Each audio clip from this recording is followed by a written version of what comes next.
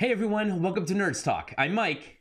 And I'm Chris. And today we have an awesome video for you today. We want to discuss a few things, the PlayStation 5 interface, our thoughts on it, the launch lineup for Xbox and PlayStation, and what our thoughts are on those games, and which we think is going to be a better launch lineup for both parties there.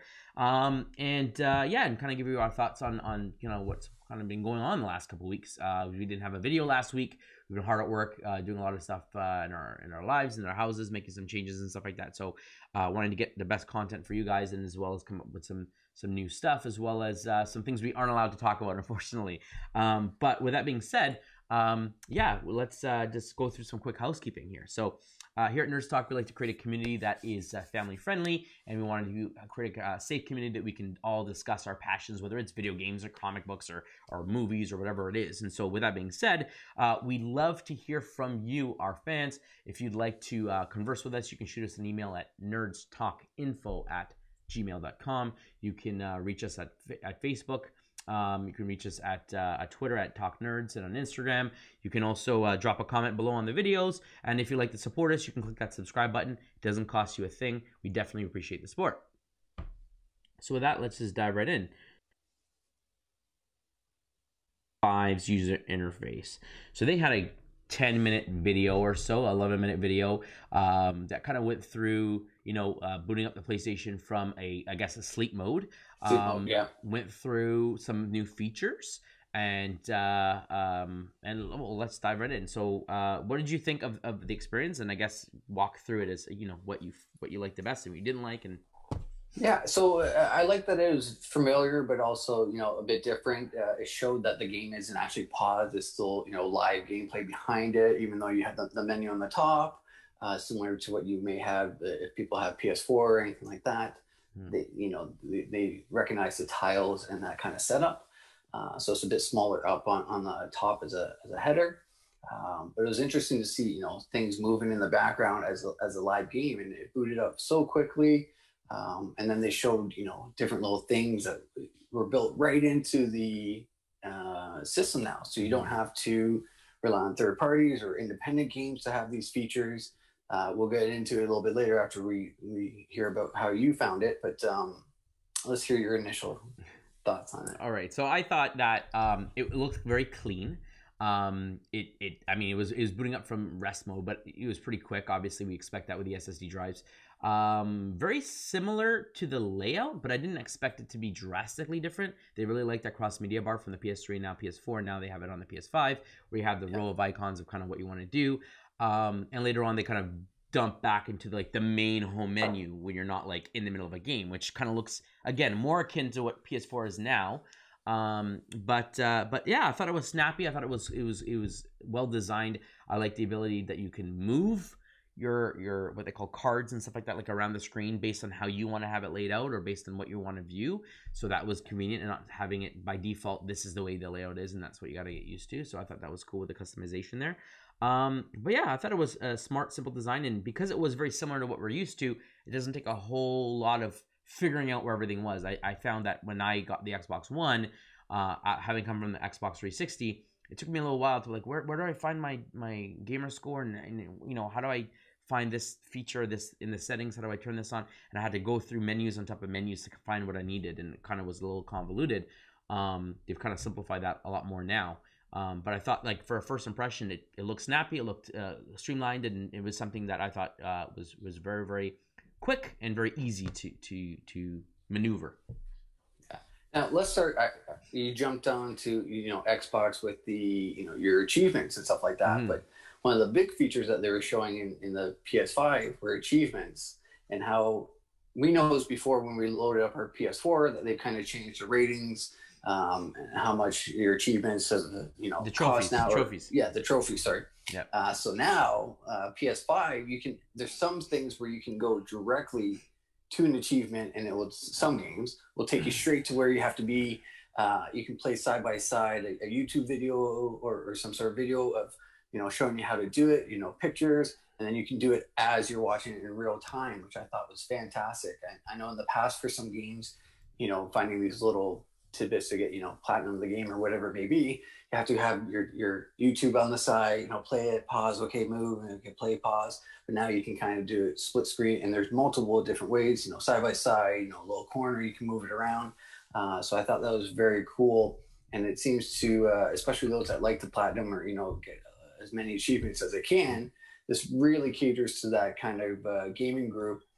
And it's not necessary, but it gives you that option and helps you out to get those achievements. So I thought that was really cool as well. Yeah, I completely agree. So they call them cards, right? So allowing you to track your progress and how far you are in completing the goal. I think they call them activities, if I remember correctly. I believe so, yeah. But basically, it's your progress towards completing a trophy or whatever it is, right? It's to pop your trophy. And even gameplay had, you're 88% done this game or 33 or whatever it was of the full game. So that's right. You can track it that way as well. And so some of them, they said, will actually put you right into that spot in the game, which I thought was phenomenal. So it's like, find this. It'll put you right into the level where that thing is that you're looking to find. So I'm like, that's convenient instead of you having to remember if you've beaten the game and then you playing something else and you want to come back to it to platinum it or come back to it to, kind of there's some DLC and you want to kind of maybe knock off some new goals. And you might forget where certain things are. Some of the activities will put you right into that spot in the game, which I thought was really cool. Like you mentioned, there's that helpful videos and tips and stuff like that you can play. What I thought was cool with it also kind of gives you, when you're looking at all the different trophies and all the different activities you have available to you, it shows you approximately how much time they estimate it'll take you to complete it. So if you're parents like us and you have kids and you have to, you might have a spare 30 minutes before you gotta jump on a task or something like that in real life. Sometimes you're like, well, I don't want to play that game because that game is going to take me a few minutes to boot it up and then get into it and find a squad, and then I want to rock out this boss or this specific mission, and it's probably going to take me in half an hour or an hour. So this kind of lets you jump in, and it's like, I only have half an hour. What can I do in this amount of time to feel like I accomplished something? And it lets you know this goal can be accomplished roughly in 10 minutes. And so you can figure, okay, you know what? And it's based on your gameplay, right? Like if you're one that's slow or one that's speeding through things, they kind of base it on your gameplay, which is more realistic. Yeah, so if you're a speedrunner and you're rushing through levels, it's like, okay, you'll probably be able to get this done a lot quicker than someone who's taking their time, collecting everything, discovering everything.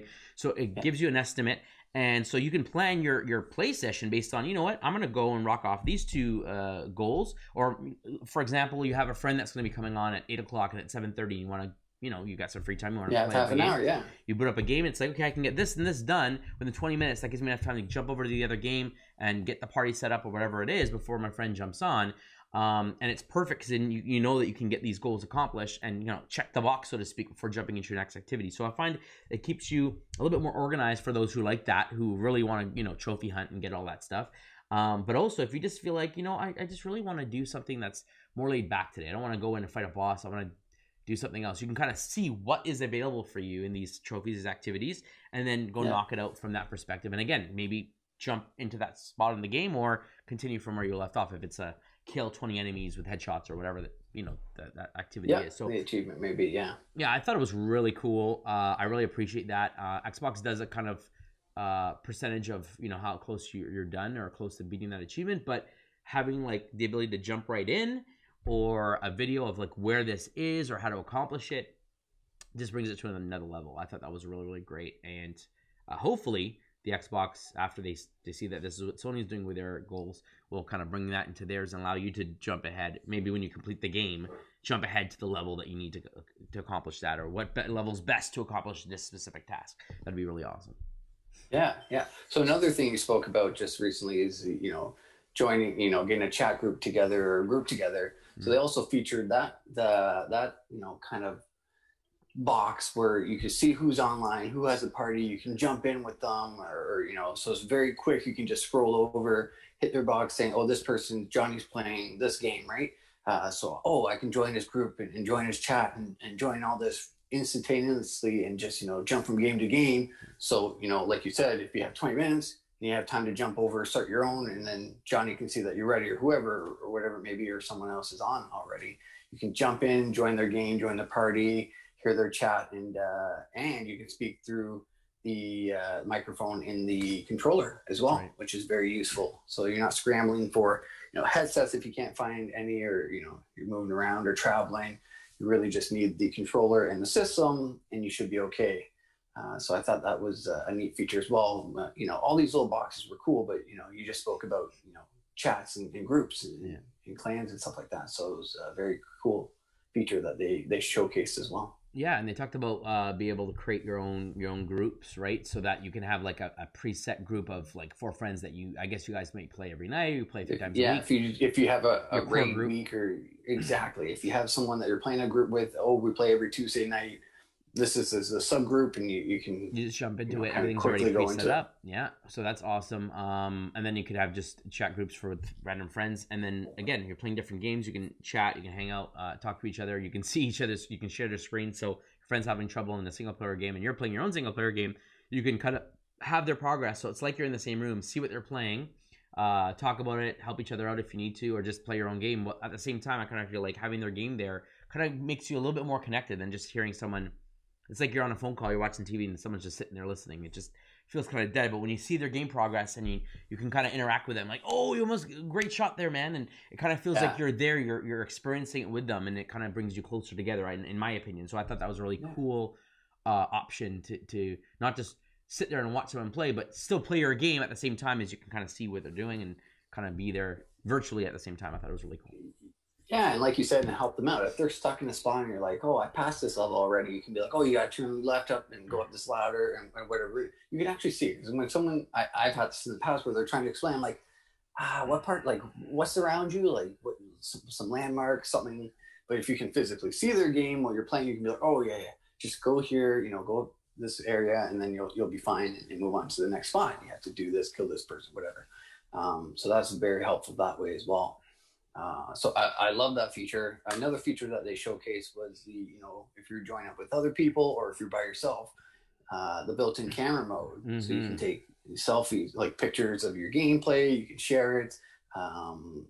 It also said it showed a little thing where you can share it through there. It said Twitter, I think, when available, or some networks will be kind of linked in after you set up your profiles and stuff like that. So very easy. They didn't really talk about streaming that I can remember about, but it's just, I assume there will be like a share button where you can record and go straight onto whatever platform you go on and share. So it's very cool that way. So they're trying to make it all encompassing, so you don't have to worry about individual developers or anything. Any game you can do the same things and kind of thing. If you want to, I know Ghost of Tsushima was very popular with, taking snapshots, editing it, creating it. That was a big feature for them. But now you can do that in any game. If you're a big Star Wars fan, if you're a big Crash fan, whatever, Bandicoot, anything you want to play, you can do it the same way. And you can 4K. Get the same features. Yep. That's right.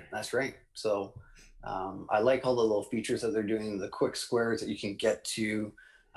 So they really showed, and then they showed bouncing back and forth to different games.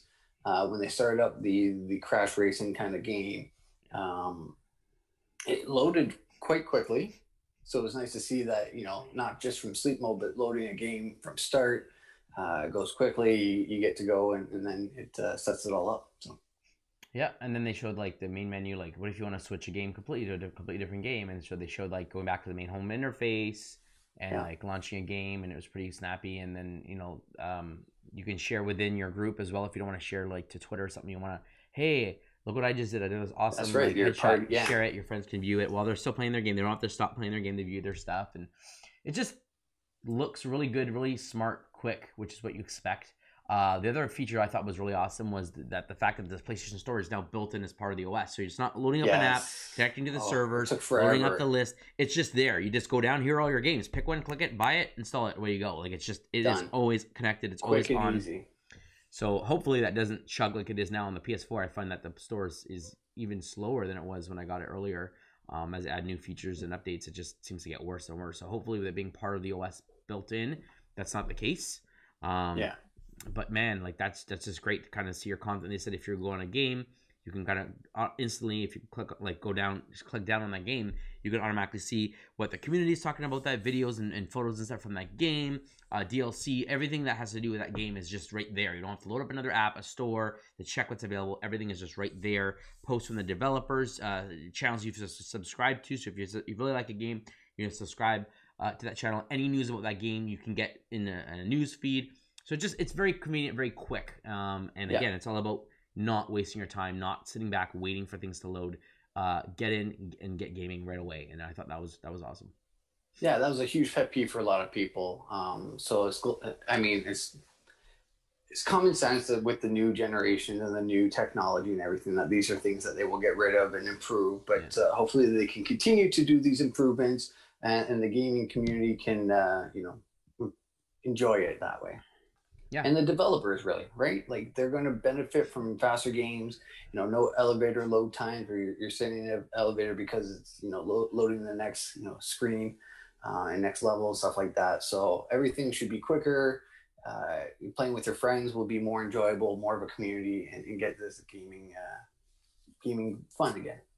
Yeah, absolutely. And then if you compare against the Xbox, they had some influencers get some preview units early a few weeks ago to test, to run through the ringer, and there were some complaints about it running too hot, which have been debunked. It's not true. It does not get too hot. That might have been a one-off unit, but the majority of the people said that they've done stuff that you're not supposed to do, cover the vents and stuff, had no issues with it completely overheating or getting hot to the touch and all that kind of stuff. The fan is super ultra quiet. The interface, though, is what I was getting at, is we saw the interface there, and it looks very similar to what is there on the Xbox One. In fact, the Xbox One just did an update a few days ago, and it now looks like the Series X. Like, looks pretty much the same.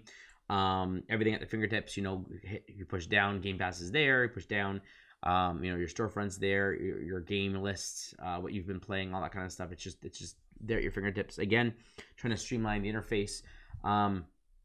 More of the same from Xbox, but again, the quick resume there is apparently like a game changer for Xbox, having multiple games open. I don't know what the limit is, if it's 5 or 6, but being able to switch to 3 or 4 games and literally flip through the exact spot that you left off. Fantastic. And they're talking like, in some cases, seconds, in worst case, 10 seconds. But like, which is unreal. Now, the only hiccup is in regards to multiplayer games. Obviously, if you're playing Destiny, you're not going to be loaded up into that same instance. It boots you back to the main menu, which is understandable because you have to be connected to the game servers and go into that slice of the world with the other players. And if they're in an instance or in a raid, you're not just going to continue where you left off because you would have disconnected. It'll detect, But the fact that you are available already in the main menu means that you don't have to reload the whole game from scratch, which is great. Exactly. If you're waiting for your other clanmates, you can jump into something else, play something, and then hop back in, and you're ready to go, right? You're not loading the screen and everything like that. So that's very beneficial. It's awesome. Other games that have like online checks where you ping the server, like Hitman, they were talking about the ability to continue from where you left off. It just pings the server and checks, and then connects you back to where you were in whatever mission you were. So I thought that was pretty cool. So that kind of gives me hope for Avengers, that, I can load up and be in, the Hellcarrier. And so when I start up the game, I don't have to get the whole loading screen, hit continue, watch the animated, character intros, then click campaign or Avengers Initiative, and then go into another loading screen to load up, the last hub you were in. It just starts you right at that hub and away you go. And that's going to save a lot of time. And then obviously, as long as matchmaking has been improved, loading up missions are super quick as well. So that's awesome. And the ability to be like, I'm in a multiplayer match. I finished my match. Okay, I'm going to switch back. My friends are logging off. I'm going to leave myself where I am. I have 2 more missions to finish in the next 8 hours. I'm going to flip back, play some single player. Maybe my friend went to go eat dinner, or I don't know, they're waiting to do a raid. We're waiting on someone. So you can play a single player game. And then, they're back on. Flip right back over, continue your online game. And then your single player is back where you were. It's mind-boggling. Like, they had this with Xbox One where you could leave a game suspended and you could resume where you were if it's in sleep mode, but there was still some loading time, and I don't think you could have multiple games. It was just a single game that you could have like left open, so to speak. But this is phenomenal. And apparently, I didn't know this, with Xbox, one of the influencers, Alana Pierce, ex-IGN member, I think she's right now on I'm part of I can't remember the name of the site right now. It's part of Rooster Teeth. But anyway, she unplugged the system. Unplugged it completely, powered down, plugged it back in, and her quick resumes were still there.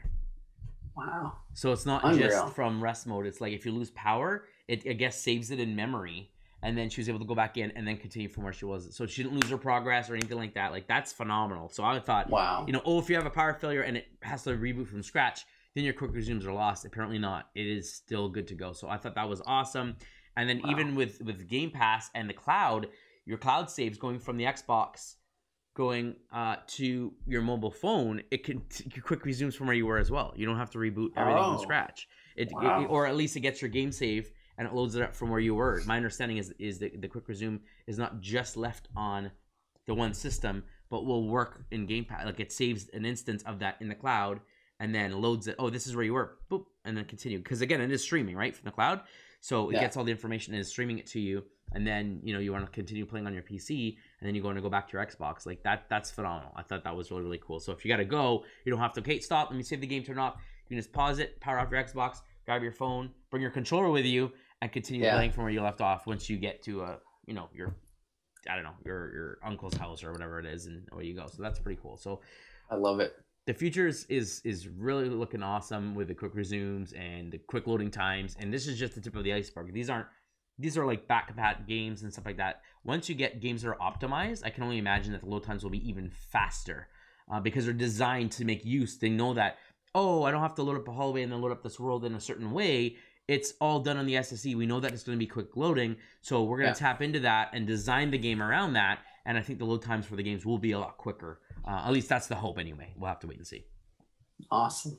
So yeah, I mean, that's our thoughts on the user interface of the PlayStation 5 and the Xbox and kind of what you kind of got going there. Let's dive into the launch lineup. There's quite a few games. I think exactly 35 games that will be available for the Xbox Series X at launch and 26 games available for the PlayStation 5. I'll go through kind of what games are available on both and what's exclusive.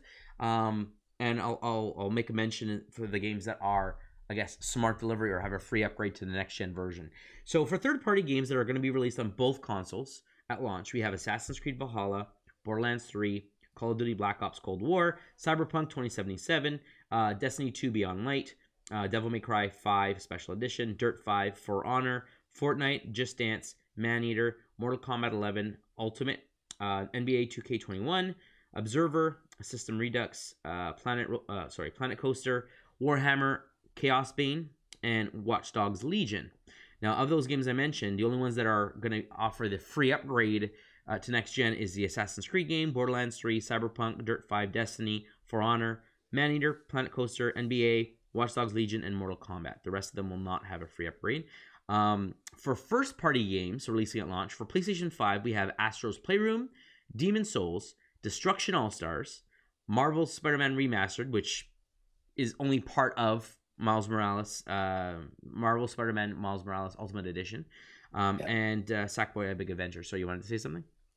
No. I was just commenting on the Spider-Man one. I'm very excited for that one. Yeah, absolutely.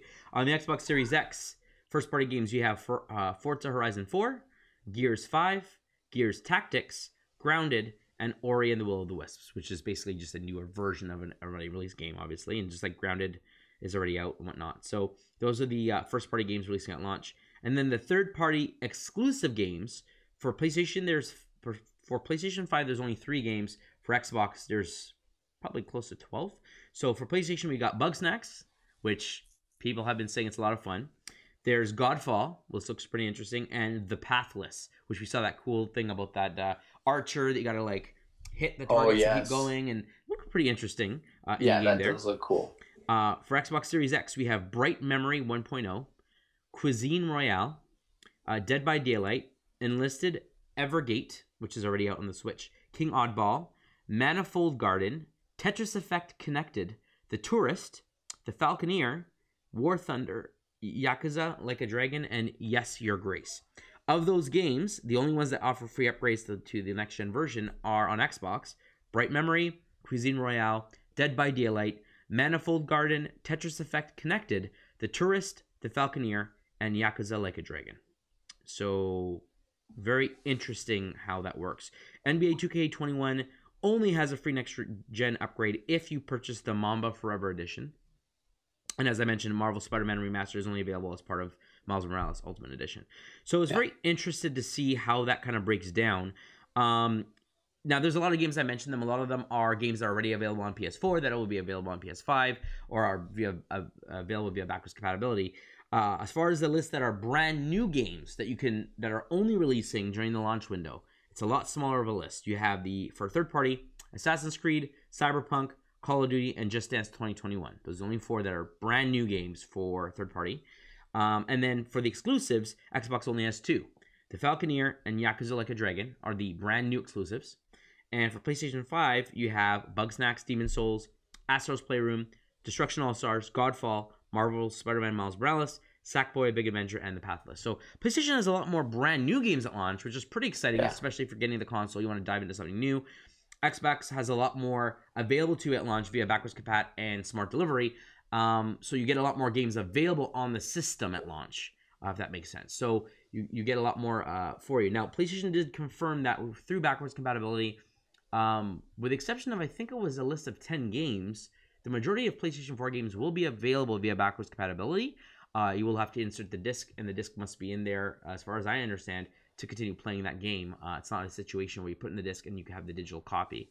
I don't know how often the checks will be made or how backwards compatibility, how the process will, how quick it is to get that working and whatnot. Like, is it just a quick install and away you go? Is there multiple checks throughout while you're playing the game? I have no idea, but it sounds pretty strong for launch planet for both consoles.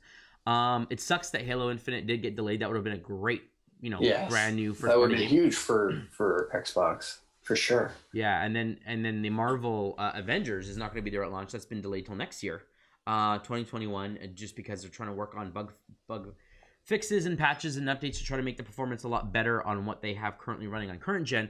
But the good news is, again, the PS4 and Xbox One versions will work via backwards compatibility on next gen, so you can put your discs or digital versions, you can transfer them over and play the PS4 and Xbox One version respectively, and take advantage of the better load times of the SSD. Yes. You won't get graphical updates, but that will be available as a free upgrade once the next gen versions are launched next year. So if you are like me and have already bought the last gen version, you're good to go. You don't have to pay a cent. But I'm kind of curious, they are delaying the next gen versions. Will there be an incentive to rebuy the newer version? Will there be some added features that are available if you do buy it? They did say that there will be everything that is available and released for the game will be available free to acquire in the game. So I'm interested to see if there will be some benefit of buying the next gen version. I wonder if they'll throw in some like outfits or emotes or anything like that. But I mean, for those maybe some upgrades for levels or something like that. For like a free characters. Jump up or something, which is possible. I think that ultimately, though, because we get a free upgrade to PS5, those who did buy it and choose to click the button and upgrade and download the new assets, will they get those features? I'm interested to see how that's going to work. I guess we'll have to wait and see. But that's a strong lineup overall. I mean, what are your thoughts? No, I like the lineups. I guess I'm surprised, but not surprised that the PlayStation doesn't have as many exclusives. But I'm really looking forward to the games that are coming out for third party, like Cyberpunk. Watch Dogs looks really interesting and stuff like that. So those are some exciting games, and to get the faster load times and the better graphics and all those things and upgrades. Very excited. Also happy that I'm intrigued to see how the backwards compatibility will work for the PlayStation. There's still some games I enjoy playing that are on my PS4 that I would enjoy playing even more, and looking forward to faster loading times on my PS5. So looking forward to getting that in my hands, testing it out, putting it through the ringer. Obviously not going to test it by holding, covering vents or anything like these testers did for the Xbox, since I won't get a free one or return this one. So very excited though to test it out and enjoy to see what the new features are, how it really compares. Yeah, I completely agree. I purposely, as you know, and the listeners know, I've been holding off on Ghost of Tsushima to play it on PS5 for the quicker load times. My system has crashed, I think it was 3 or 4 times in the last week alone playing Avengers. Now, it could be strictly an Avengers issue, but I was worried that the system is just getting old. The hard drive is starting to fill up. It's, I've had it for, well over 5 years now.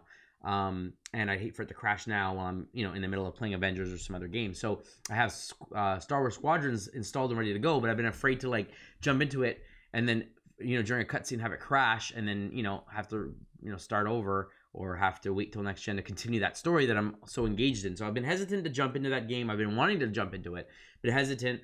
I'm really excited for PS5 to get here now because there's, like I said, I have games that I can play now that's going to benefit, and I definitely want to experience that. But yeah, it's exciting. It's exciting that we don't have to worry about your games being lost, your game saves being lost. That's another news point.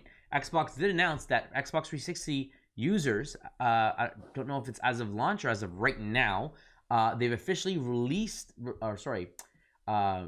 the restriction of cloud saves. It used to be locked behind Xbox Live Gold members only. So if you were a silver member, you could not take advantage of cloud saves, and so your saves would be locked on your hard drive and or memory card if you had one, and that's pretty much it.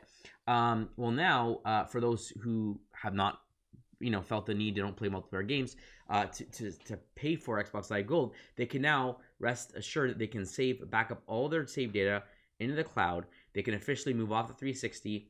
Don't have to buy an Xbox One. Don't have to buy a Series X. They can just get Game Pass and access their games on their mobile device if they so choose to, and their games are safe now. Like that's great that they're trying to bring everyone in, everyone together, kind of moving forward at the same pace.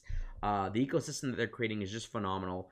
Their whole ideal of like gamers first really comes through with all the decisions that they're making, and I just feel like while PlayStation does have a great first party lineup and developers, the acquisitions that Microsoft's making is just making them, really, really want to compete. And the platform that they have could theoretically be run on a PlayStation 5 or a Switch if they grow big enough. The website, yeah.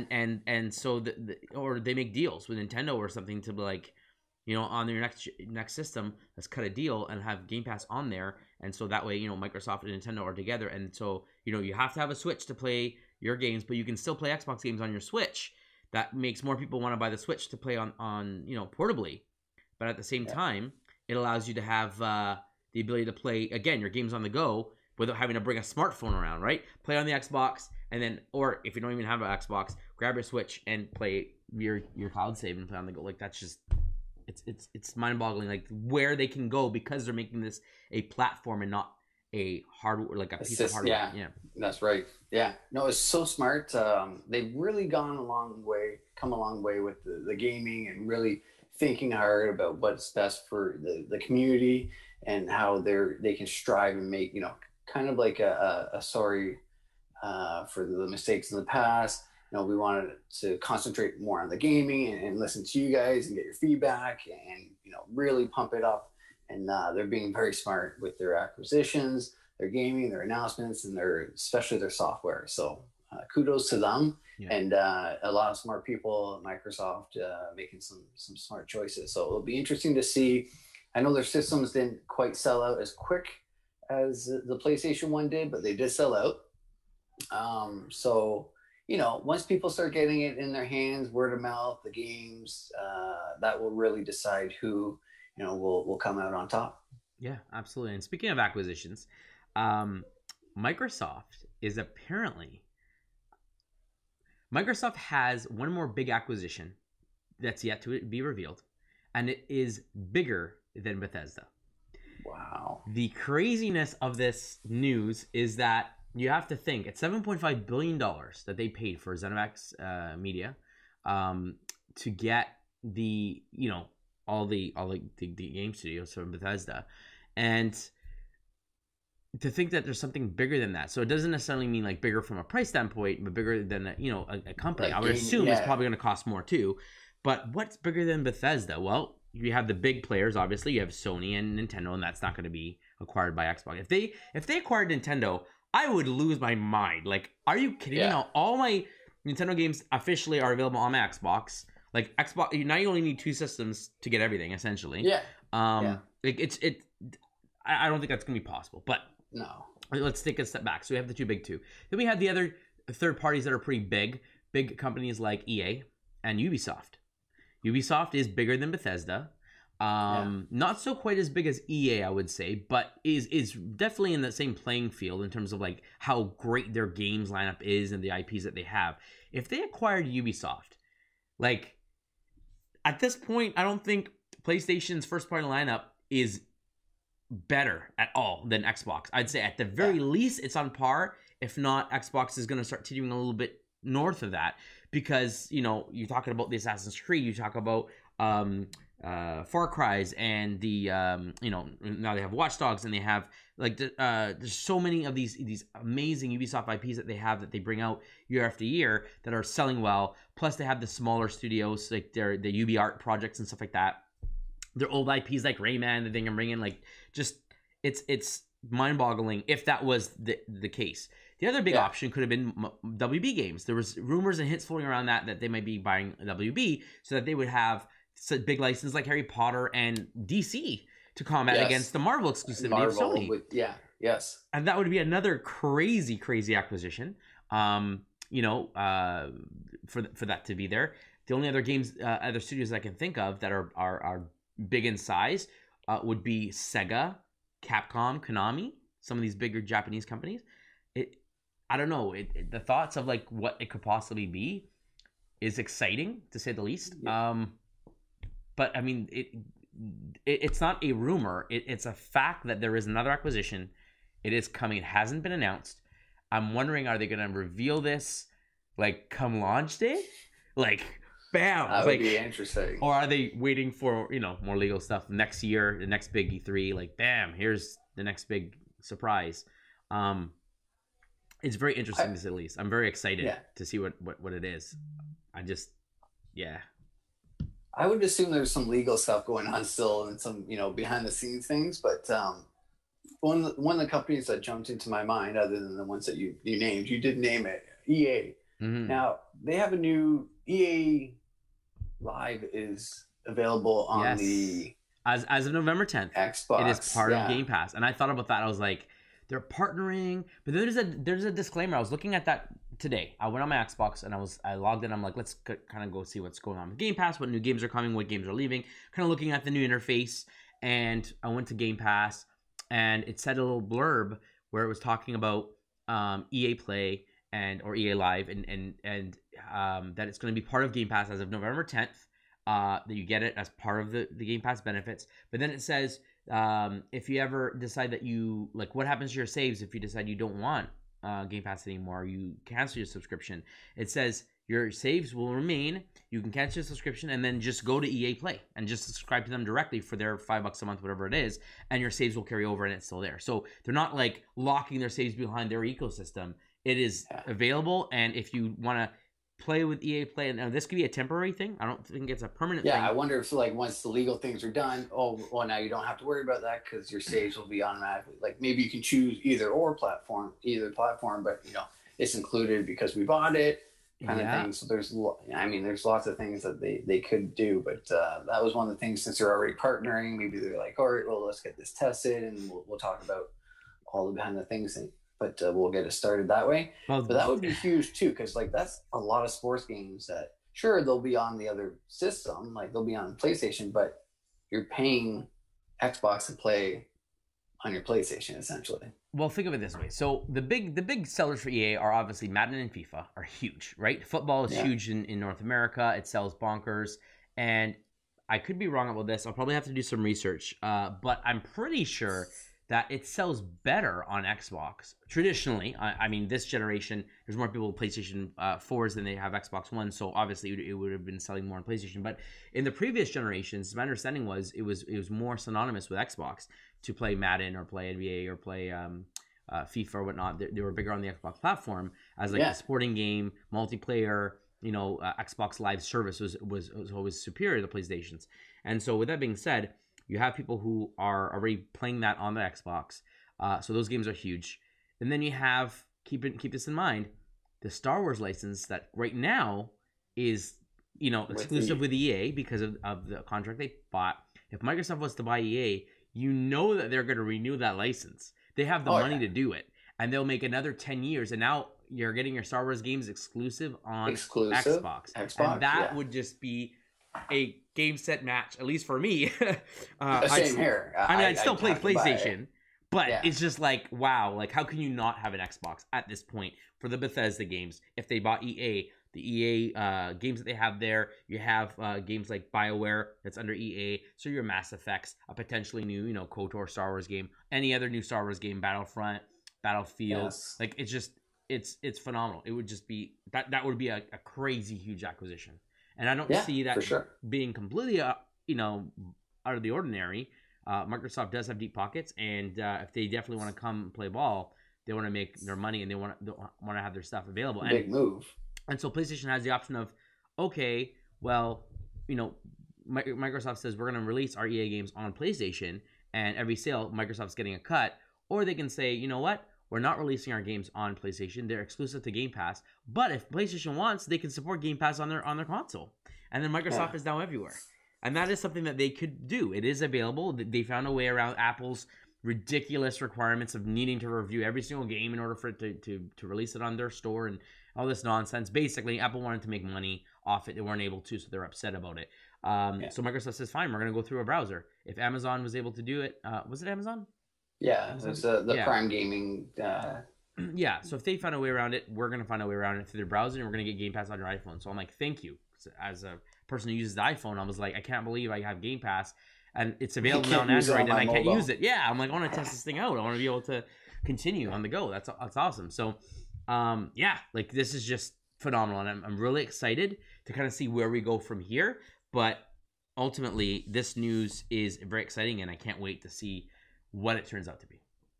I agree. I'm very excited, and I can't wait for the dates to come out for all the announcements and the actual systems to come out. So, coming closer.